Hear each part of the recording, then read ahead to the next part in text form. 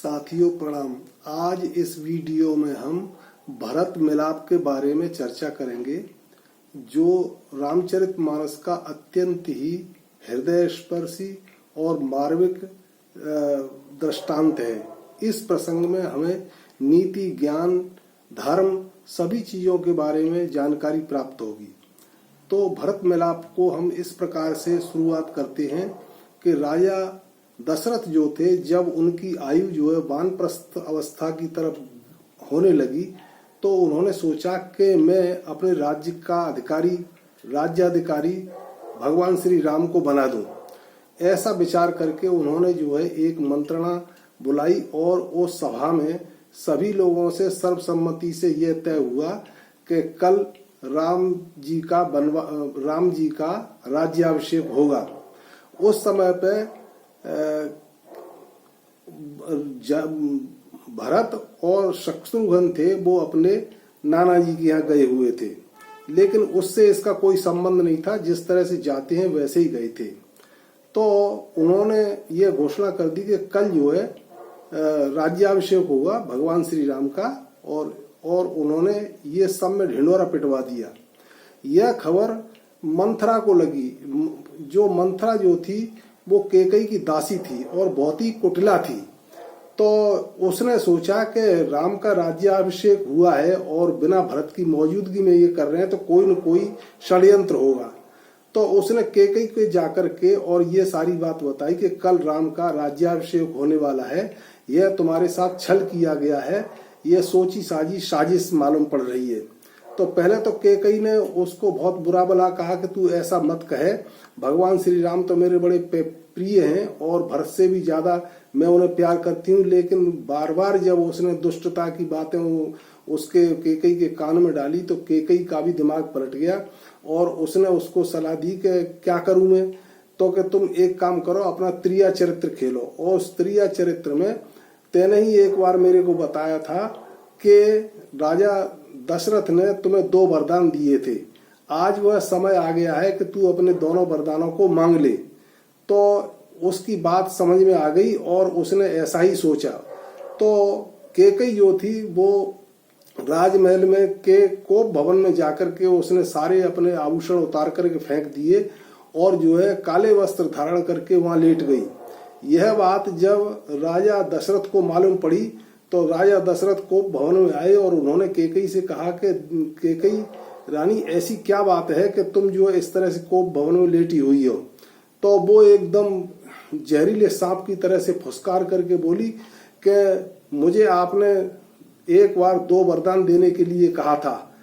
तो राजा दशरथ ने कहा, हाँ मालूम है, उस समय आपने मेरी रक्षा की थी, मेरे प्राण रक्षा की थी जब देवासुर संग्राम हुआ था और मैं उस संग्राम में शामिल हुआ था। उस समय मेरे बाण लगा था, तो तुमने ही सारथी बन करके मुझे वहां से निकाला था और मैंने तुम्हें उस समय पर 2 वरदान दिए थे। तो वो बात मैं आज भी कह रहा हूँ, आज तुम 2 कोई से भी वरदान मांग लो, तुम्हारे लिए तो छूट है, तुम मेरी सबसे प्रिय रानी हो। ऐसा कह करके फिर कुटिला कैकेयी ने और उनसे वरदान मांगे कि एक वरदान से भरत का राज्याभिषेक होगा और दूसरे वरदान से राम का 14 वर्ष का वनवास होगा।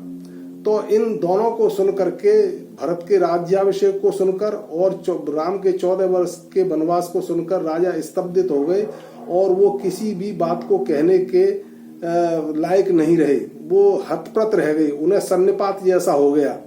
फिर जो है यह बात जब रामचंद्र जी को मालूम पड़ी, तो राम जो है उस कक्ष में आए जहाँ कैकेयी और दशरथ जी थे और उन्होंने राजा दशरथ से पूछा कि पिताश्री, आपने ऐसी क्या ये हालत बना रखी है।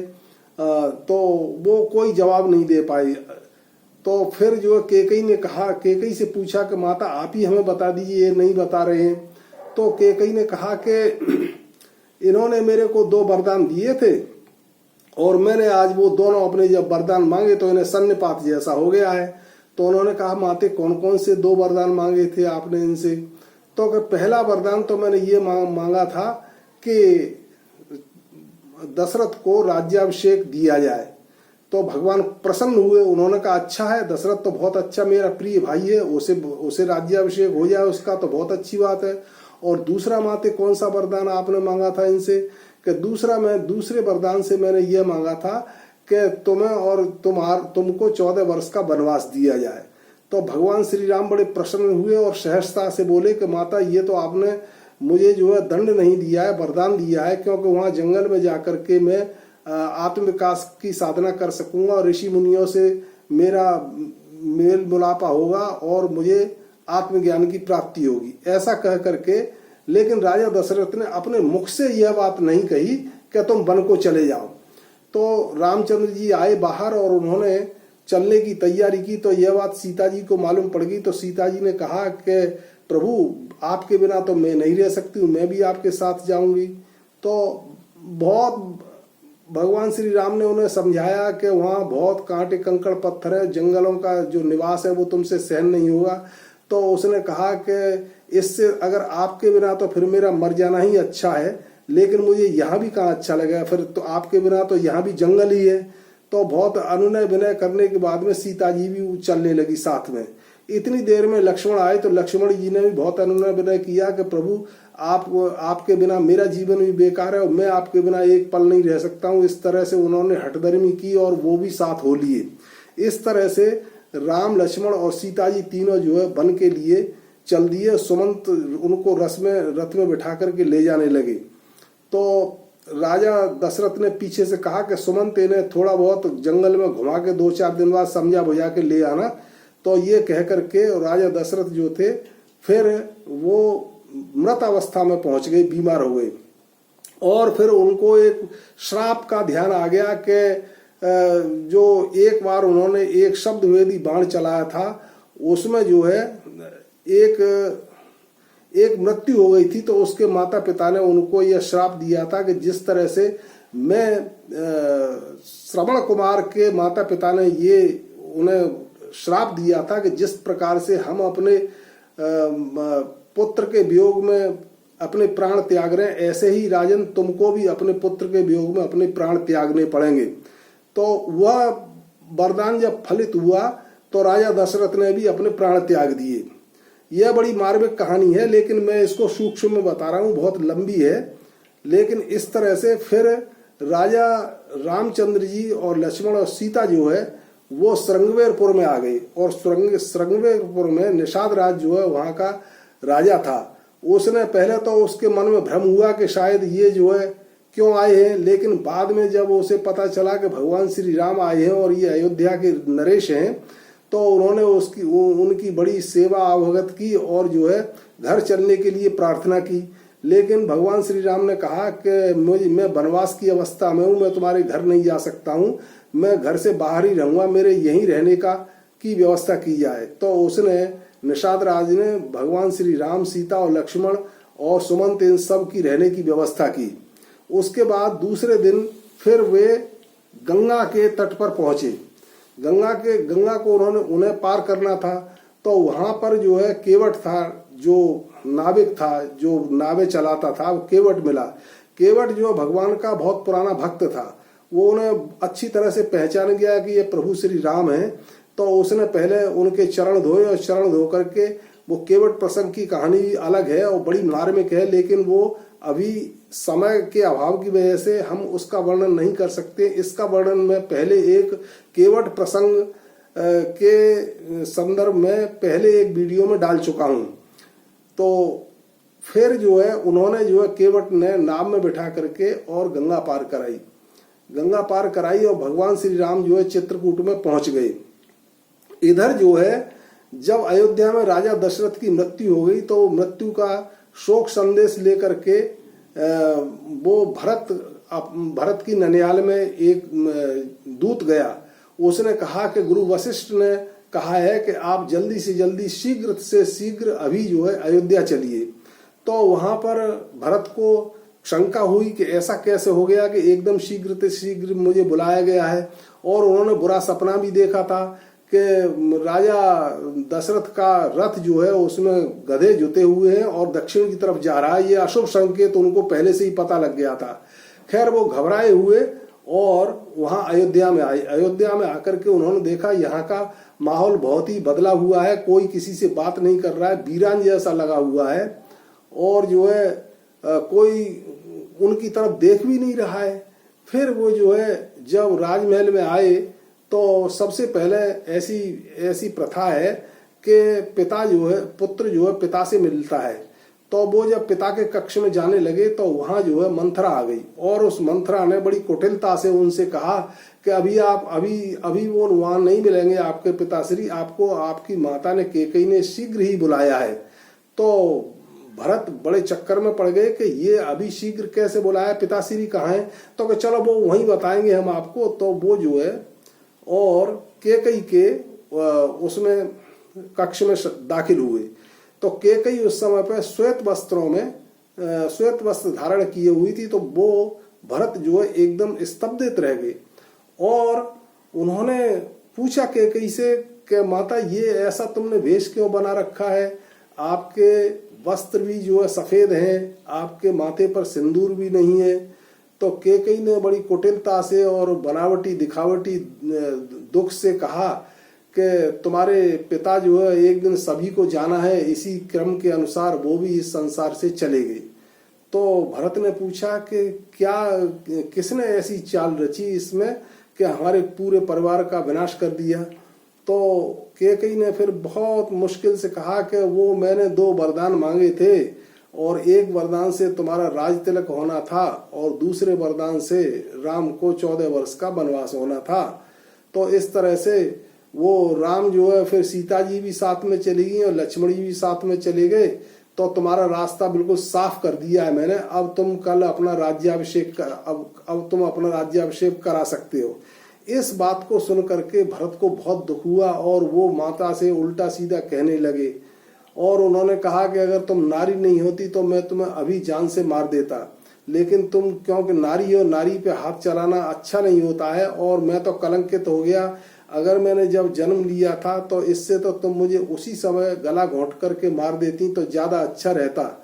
तो इस तरह से खैर फिर वो उल्टी सीधी बात कहने लगे। फिर वो वहां से आए, फिर मंथरा को भी डांटा डपटा, और जो है शत्रुघ्न ने फिर उन्होंने बीच बचाव किया कि नहीं इसको मत डांटो, ये स्त्री है, ये तो कुटिला है ही, हम इसके साथ में ऐसा नीचता का व्यवहार क्यों करें। फिर उसके बाद में जब राजा दशरथ की अंत्येष्टि के बाद में फिर एक सभा गुरु वशिष्ठ ने बुलाई, और गुरु वशिष्ठ ने कहा कि भाई भरत, तुम्हारे पिताजी का ये आदेश है कि तुम्हें अब राजकाज संभाल लेना चाहिए। तो वहां पर उन्होंने कहा कि मैं ऐसे कैसे राजकाज संभालूंगा, और गुरुदेव ये आपकी आज्ञा है कि कर्म है मेरा। तो उन्होंने कहा कि नीति यही कहती है, आज्ञा मेरी नहीं है। तो उन्होंने कहा कि क्यों न हम भगवान श्री राम को और वापस बुला लाएं अयोध्या, तो ज्यादा अच्छा रहेगा। तो उन्होंने कहा हाँ ठीक है। तो वो सब लोग जो है, तीनों माताएं और सुमंत और गुरु वशिष्ठ और जितने जो ग्रामवासी जो जाने वाले थे वो सब चल दिए। जाकर के फिर वो चित्रकूट में पहुंचे। तो चित्रकूट में एक स्थान पर रुक गए। फिर उधर जो है उनको क्रोध आया लक्ष्मण को। लक्ष्मण देखा कि भरत, उनके मन में ये भ्रम हो गया कि भरत जो पूरी सेना लेकर के हमारे ऊपर आक्रमण करने के लिए आ रहा है। तो वो एकदम भगवान के पास आए और बड़े क्रोध में बोले कि भैया वो आ गया है कि, और राम बोले कि कौन आ गया है, क्या आ गया है? कि वो ही भरत आ गया है तुम्हारा दुश्मन, और वो जाने क्या करना चाहता है। उन्होंने जो है लक्ष्मण ने धनुष बाण उठाई। तो राम ने उन्हें समझाया। तब तक जो है ऊपर से आकाशवाणी हुई। आकाशवाणी में कहा गया कि लक्ष्मण रुको, तुम चाहो तो भरत को मार सकते हो, लेकिन युद्ध के परिणाम बहुत भयंकर होते हैं, इससे हानि ज्यादा होती है, लाभ कम होते हैं। इसलिए कोई भी कार्य करने से पहले अच्छी तरह से सोच विचार लेना चाहिए। जब वो आकाशवाणी समाप्त हो गई तो भगवान श्री राम ने भी फिर उनको समझाया कि भरत ऐसा नहीं कर सकता, वो मेरा बड़ा प्रिय भाई है। और वो बड़े प्रसन्न हुए। उन्होंने कहा कहाँ है भरत जो है? तो वो आगे जब उन्होंने देखा तो भरत आ रहे थे। तो उस समय पे निषाद राज और जो है सुमंत उनके साथ में थे और बाकी सब लोगों को उन्होंने पीछे रोकने के लिए कह दिया था। तो जब भरत और राम मिले तो ऐसे मिले कि जिस प्रकार से एक मृतक शरीर में प्राण मिल रहे हों, यानी उनमें दोनों भाइयों में इतना अगाध प्रेम था कि वो एक दूसरे के बिना रह नहीं सकते थे एक पल भी। इसलिए वो प्राण जैसे मिलते हैं एक मृतक में, इस तरह से प्राणों की तरह से मिल रहे थे। फिर यकायक जो है भरत पीछे हट गए और पीछे हटके वो उन्होंने बोला कि भगवान भैया मैं तुमसे मिलने के लायक नहीं हूँ, मैं तो बहुत पापी हूँ और आपका अधिकार मेरी माता ने छीन लिया और मैं उसका पाप का भागी हुआ हूँ। इस तरह से उन्होंने काफी विलाप किया। विलाप करने के बाद में फिर वहां पर रात्रि को उन्होंने विश्राम किया और लक्ष्मण और सीता जी से भी वो मिले, सबके चरण छुए, सब एक दूसरे से मिले और आंसुओं की धारा उनके सबके आंखों से निकल रही थी। वो दृश्य बहुत ही हृदय विदारक और हृदय स्पर्शी है। फिर उसके बाद में रात को मंत्रणा हुई गुरुदेव वशिष्ठ के साथ में कि सबसे पहले भगवान श्री राम को ले जाने के लिए कौन कहेगा। तो उन्होंने गुरु वशिष्ठ से पूछा तो गुरु वशिष्ठ ने कहा कि पहले तुम ही कहना भरत, क्योंकि तुम जो है उनके अनन्य भक्त हो और भक्त की बात को भगवान नहीं टालते हैं, इसलिए तुम्हारा ही उनसे वापस चलने का अनुरोध करने का अधिकार बनता है, तो तुम ही पहले मना करना। तो फिर भरत को ये शंका हुई कि अगर उन्होंने मुझसे मना कर दिया तो गुरुदेव आप जो है उनसे कहना, क्योंकि वो आपके आदेश का पालन करेंगे और आपसे मना नहीं कर पाएंगे वापस होने के लिए। फिर उन्होंने वशिष्ठ ने कहा कि नहीं भाई, नीतिगत मैं नहीं कह सकता हूँ, तुम एक काम करो कि अपनी जो कौशल्या माता है उनसे कहो कि वो जो है भगवान श्री राम को वापस लेने के लिए कहें और उनके अगाध प्रेम की वजह से भगवान श्री राम उनकी बात को टाल नहीं पाएंगे। तो इस तरह से फिर सुबह हो गई और फिर सभी लोग जो है एक मंत्रणा के लिए एकत्रित हुए। वहां पे सभी ऋषि मुनि थे और गुरु वशिष्ठ थे, भगवान श्री राम थे और उनके तीनों भाई थे, लक्ष्मण भरत शत्रुघ्न और माता सीता थी और तीनों माताएं थी। और जो है फिर कुछ देर बाद वहां पर यह सूचना आई कि राजा जनक जो है वो जनकपुरी से आ रहे हैं थोड़ी ही देर में और स्वयना को लेकर के आ रहे हैं। तो वो थोड़ी देर में जनक भी वहां पर आ गई। फिर वहां पर जो है तर्क वितर्क हुए, शास्त्र सम्मत तर्क वितर्क हुए। तो फिर रामचंद्र जी ने कहा कि भाई देखो ऐसा है कि भरत तुम्हें भी अपने पिता की आज्ञा का पालन करना है, मुझे भी अपने पिता की आज्ञा का पालन करना है। मुझे पिता ने यह आज्ञा दी है कि 14 वर्ष का वनवास मुझे रहना है और तुम्हें ये आज्ञा दी है कि तुम्हें मेरे आने तक मेरा राज्य संभालना है। तो इस पर भगवान जो भरत थे वो अनन्य प्रेम की वजह से कोई बात सुनने के लिए तैयार नहीं थे। फिर अंत में उन्होंने कहा कि राजा जनक जो फैसला करेंगे वही फैसला हमें मंजूर होगा। तब फिर राजा जनक ने कहा कि भाई देखो, एक तरफ धर्म और नीति है, भगवान श्री राम धर्म और जो है नीति के पालन करने वाले हैं, और एक तरफ जो भरत की भक्ति की जो पराकाष्ठा है वो भी बहुत अच्छी है, उसके सामने भगवान को झुकना पड़ता है। लेकिन उसके लिए भरत को ये चाहिए कि वो भगवान श्री राम से स्वयं ही अनुरोध करें और जैसा भगवान श्री राम चाहें वैसा ही वो उसका पालन करें। इस तरह से फिर वो भरत जो है भगवान श्री राम से अनुनय विनय करने लगे कि भैया आप वापस चलो। तो भगवान ने फिर कहा कि भरत इस तरह से ये ठीक नहीं होगा, नीति विरुद्ध होगा, और रघुकुल रीत सदा चले आई, प्राण जाए चर पर बचन न जाई। यानी हमारे पिताश्री ने अपने वचन की रक्षा के लिए अपने प्राण त्याग दिए, तो उनके वचनों का पालन करने का धर्म हमारा भी बनता है। हम सब भाइयों का धर्म यह बनता है कि उनके वचनों का पालन किया जाए। इसलिए तुम जाकर के और राज्य का संभालो और मैं जो है 14 वर्ष का वनवास यहीं व्यतीत करूंगा। और फिर उन्होंने बहुत मिन्नतें की। उन्होंने कहा कि भैया अगर तुम 14 वर्ष के बाद में एक दिन भी अगर लेट हुए तो मैं अपने प्राणों की चिता दे दूंगा, चिता में जल के भस्म हो जाऊंगा। तो भगवान श्री राम ने उनको ये आश्वस्त किया कि नहीं भरत, मैं एक दिन भी जो है विलम्ब नहीं करूंगा और मैं 14 वर्ष के बाद में आकर के मैं अपना राज्य तुमसे ले लूंगा, तब तक तुम उस राज्य की रक्षा करो। तो फिर उन्होंने भरत ने कहा कि भैया मुझे बस एक चीज आप दे दीजिए। कि क्या चीज लोगे? कि अपनी चरण पादुका मुझे आप अपनी दे दीजिए, मैं उनको ले जा करके आपके सिंहासन पर रख करके और जो है बाहर रह करके राज्य करूंगा। तो इस तरह से फिर वो जो है भगवान श्री राम ने लक्ष्मण से कहा कि लक्ष्मण इन्हें चरण पादुका दो।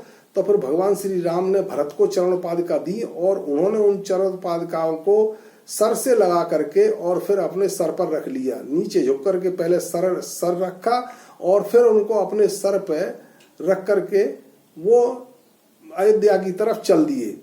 और फिर तीनों माताएं जो है बहुत, उस समय की स्थिति बहुत ही विदारक है कि सभी लोग अश्रुपूरित आंखों से रो रहे थे और एक तरफ प्रेम था, एक तरफ धर्म की नीति का पालन था। इस तरह से एक बहुत ही विचित्र वातावरण था। लेकिन उस वातावरण में वो सभी जो है अयोध्या की तरफ वापस चल दिए। फिर अयोध्या में आकर के और जब उन्होंने वशिष्ठ ने कहा कि राजन अब तुम्हारा राज्याभिषेक किया जाए, तो उन्होंने कहा कि नहीं गुरुदेव, मैं जो है भगवान की चरण पादुकाओं का राज्याभिषेक कराऊंगा। तब फिर वहां भगवान की चरण पादुकाओं को उनके सिंहासन पर रख करके उनका राज्याभिषेक किया और भरत जो है वो फिर नंदी ग्राम में आकर के और रहने लगे और वहीं से जो सुमंत के साथ मिल करके वो सारे राज्य काज को संभालने लगे। फिर उसके बाद एक दिन केकई वहां पर आई नंदी ग्राम में उनके आश्रम पे, भरत के आश्रम पे। तो वो स्तब्धित रह गए भरत के महारानी केकई आप यहाँ क्यों आई हो? तो उन्होंने कहा कि तुम मुझे माता नहीं कहोगे? उन्होंने कहा माता का तो अधिकार तुमने बहुत पहले ही छीन लिया, अब तो तुम जो है वहां की अयोध्या की महारानी हो, तुम्हें वहीं रहना चाहिए। तो उसने केकई ने बहुत अनुनय विनय किया कि तुम मुझे यहाँ पर कुछ समय के लिए यहाँ रहने दो। तो उन्होंने भरत ने कहा कि नहीं, तुम यहाँ नहीं रहोगी, तुम्हें तो महल में ही रहना चाहिए, तुम महल में चली जाओ और तुम माता का अधिकार खो चुकी हो। इस तरह से फिर वो वहां से वापस आ गई।